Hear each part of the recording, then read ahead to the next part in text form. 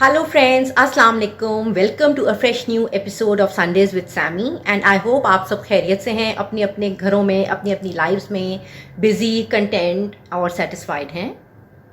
आज का हमारा टॉपिक है about something which is quite common और जिससे हर किसी को कभी ना कभी गुजरना पड़ता है, हम लोग डेली लाइफ में एक्सपीरियंस करते हैं, which I would say is not a very very pleasant experience. Yes, I would like to talk about private hospitals. जी, जैसे कि हम सबको पता है कि हमारे मुल्क में या हमारे जैसे कई मुल्कों में हेल्थ फैसिलिटीज़ तो हैं नहीं, मतलब हेल्थ इज़ नॉट फ्री, आपको अवेल करनी है। ठीक है, गवर्नमेंट रिलेटेड भी कुछ इदारे हैं जो सपोर्ट करते हैं, बट स्टिल आई थिंक जो मेजॉरिटी जो हैं लोगों का वो प्राइवेट हॉस्पिटलाइजेशन या प्राइवेट क्लिनिक्स को ही अवेल कर रहे होते हैं ज़रूरत पड़ने पे।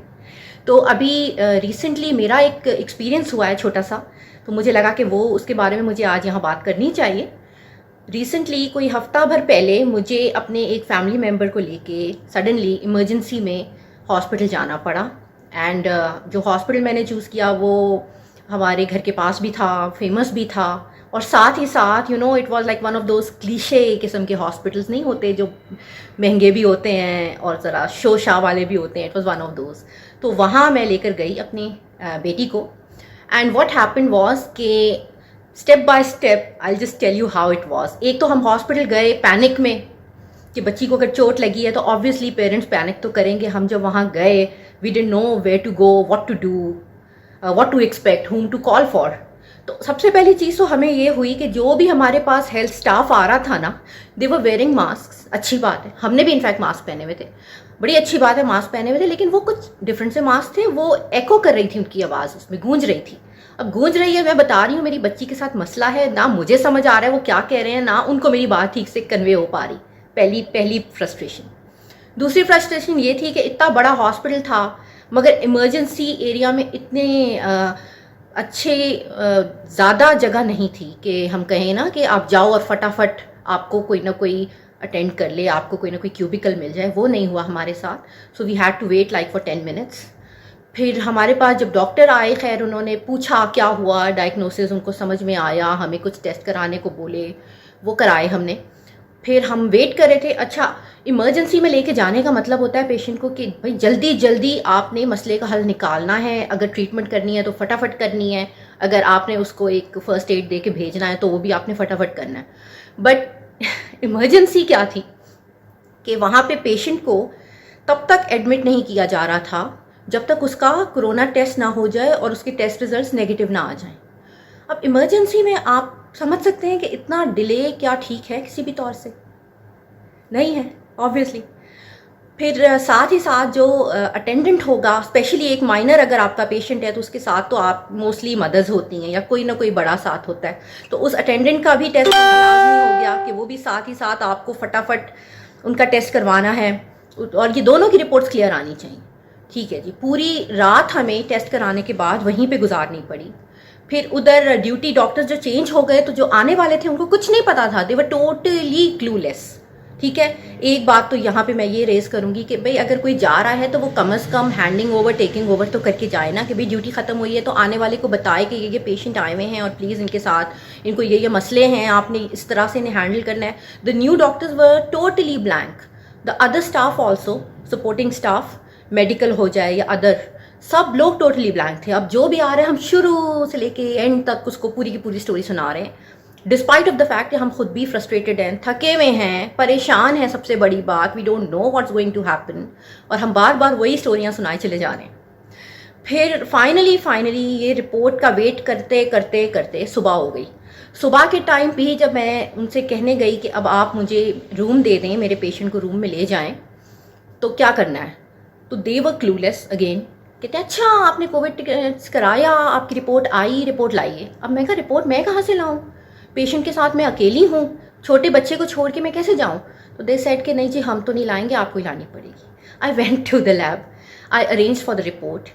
वो उसमें वहाँ पहले डिले हुआ, मैं नर्स को बिठा के गई कि please be with my child, अकेली वो ना फील करे। शुक्र है वो सो रही थी तो इतना फ़र्क नहीं पड़ा। फिर रिपोर्ट फाइनली रात 8 साढ़े 8 बजे से हम हॉस्पिटल गए थे, हमारे टेस्ट कोई 10 बजे हुए थे और सुबह के 8 साढ़े 8 बजे हमें रिपोर्ट हमारे हाथ में मिली, पेशेंट की भी और मेरी भी। और वैसे भी अगर खाली पेशेंट की मिलती और मेरी ना मिलती तो that won't have made any difference, because मेरे बिना तो एडमिट नहीं हो सकती थी बच्ची। That was another thing.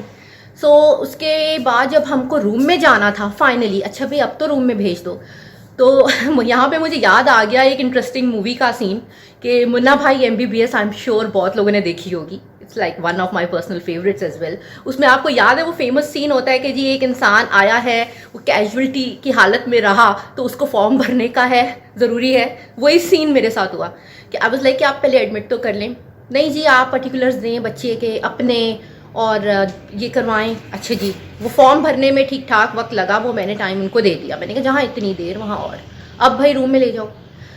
Room में जाते हुए उन्होंने कहा कि नहीं जी अब आप इमरजेंसी का छोड़ के जा रहे हैं, यहाँ से आप निकल रहे हैं तो आप यहाँ की ड्यूज सेटल करें। अब हम एक ही हॉस्पिटल में हैं, okay, emergency unit is also a part of the same hospital. वहाँ के ड्यूज सेटल करने का क्या मतलब था उस वक्त? मतलब इट वॉज जस्ट लाइक कि हम एक जगह से दूसरी जगह जा रहे हैं, हम कोई भाग नहीं रहे हॉस्पिटल छोड़ के। तो आई वॉज लाइक कि अच्छा ठीक है, मैं अपनी फैमिली को बुला रही हूँ। अब ऑब्वियसली मैं रात से गई हुई थी, मेरे पास मेरा बैग भी नहीं था, और अगर होता भी तो थोड़ा बहुत चेंज ही होता, कोई मैं इतनी प्रिपेयर्ड तो नहीं थी। चेक उन्होंने कहा हम लेंगे नहीं, और कार्ड पे इतना लिमिट मोस्टली होता नहीं है जितना कि एक प्राइवेट हॉस्पिटल की एक इमरजेंसी की रात का बिल बन सकता है। अगर आपको अंदाज़ा हो तो आप समझ सकते होंगे। फिर उसके बाद हुआ ये कि मुझे अपनी फैमिली को बुलाना पड़ा, और उसमें आधा पौना घंटा मजीद लगा सुबह को। तो finally after getting everything sorted out, payment वेमेंट, डिलेज, टेस्ट रिजल्ट्स करते कराते, by the time we got room it was 11। अब आप सोचें, गॉड फॉरबिड अगर कोई ऐसी सिचुएशन हो जिसको फौरन अटेंशन की जरूरत हो, तो क्या वो पॉसिबल थी इन हालात में? 11 बजे हम लोग रूम में गए। उसके बाद चलो डॉक्टर्स आए, they did what they had to, और वही मसला तो चलता रहा। मेरी बेटी हॉस्पिटलाइज रही है फॉर 4 डेज, और वो 4 डेज में वही सिलसिला चलता रहा कि भाई ड्यूटी डॉक्टर नया आएगा, उसको पुरानी कहानी सुनानी पड़ेगी, फाइल्स में सब कुछ होगा, मगर वो फिर भी आपसे पूछेंगे तो आपको तो तैयार रहना है, उनको बताना है। ओके, तैयार हो गए, आदत हो गई मुझे, मैंने कहा अब तो बताना ही बताना है, मैंने भी याद कर लिया, रट लिया कि ये है। तो वो सब हुआ। उसके बाद फिर एक और इंटरेस्टिंग चीज़ ये हुई थी, उन्होंने मुझसे आके बड़ा कंसर्न में पूछा कि मैम आप बच्चे के साथ हैं? मैंने कहा जी। आप अकेली यहाँ पे रहेंगी बच्चे के साथ? मैंने कहा जी। आपके खाने पीने का क्या होगा? अच्छा सीरियसली आई थॉट कि मे बी ये मेरी तरफ ना कंसर्न शो कर रहे हैं। आई वाज लाइक नहीं, अब इतनी टेंशन में खाने पीने का तो मैंने सोचा नहीं, कर लूँगी कुछ ना कुछ। तो देन दे सेड कि हमारा कैफेटेरिया है और हम आपको 3 मील्स प्रोवाइड करेंगे, और उसके XYZ चार्जेस हैं, तो अगर आप ओके कहते हैं तो हम ये इंक्लूड कर लें आपके पैकेज में। तो I just side and I look at that gentleman and I was like कि यार ओके प्लीज़ भाई आप कर लीजिए। बट मतलब प्राइवेट हॉस्पिटल में अगर आप पहुंच जाए ना, मैं ये समझती हूँ गाड़ी से उतर के दरवाजे के अंदर जाने से लेके ना, जो आपके जो पैसे खर्चने शुरू होते हैं, आप एक पानी की बोतल खरीदेंगे, आप एक जूस का डब्बा लेंगे ना, तो वो आपको बाजार से कोई 4 गुना कीमत पे मिलेगा। और वो भी जो वहाँ पे स्टाफ होगा ना, वो इतना एहसान करके आपको दे रहा होगा ना कि जैसे कि वो अपने पास से, अपने पल्ले से दे रहा है। ठीक है जी, एक दिन गुजरा, रात हुई। रात में उनके एक अजीब सा सिलसिला है, रात में अगर पेशेंट वहाँ रहने आया है, आराम करने आया है, ठीक होने आया है, तो पता नहीं क्या फॉर सम स्ट्रेंज रीज़न वो पेशेंट को आराम नहीं करने देंगे। रात को भी उनको रूम में आना है, जी मैडम डस्टबिन साफ़ कर लें, मैडम हम पर्दा खोल लें, मैडम हम ये कर लें। तो ये पूरी रात, और ऐसी चीज़ें देखो, मेडिसिन देनी है आपने, कोई ड्रिप लगानी है, इंजेक्शन देना है, तो वो समझ में आता है।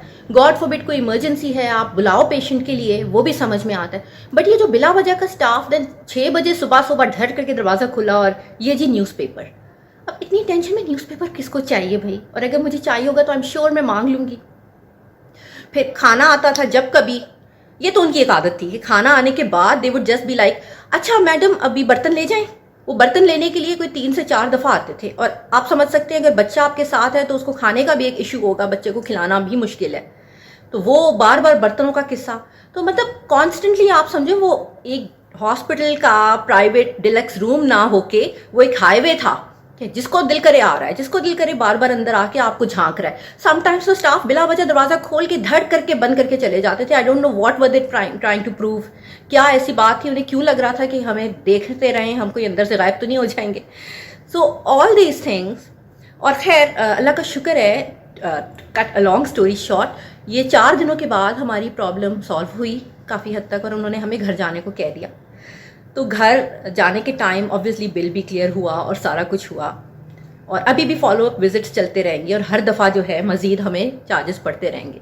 लेकिन यहाँ पे ये बात करने का मकसद ये है कि सिंस इसलिए कि हम लोग जो हैं इतनी ज़्यादा प्रिविलेज्ड नेशन नहीं हैं, हम लोगों को गवर्नमेंट की तरफ से उतनी फैसिलिटीज़ नहीं मिल रही जो कि एक एवरेज नेशन को, शहरियों को मिलनी चाहिए। तो कई प्राइवेट इदारे हैं, कुछ प्राइवेट लोग हैं जिन्होंने इस चीज़ को एक्सप्लॉइट किया है और हेल्थ केयर के नाम पे वो अपना बिजनेस चला रहे हैं, अपनी दुकान चमका रहे हैं।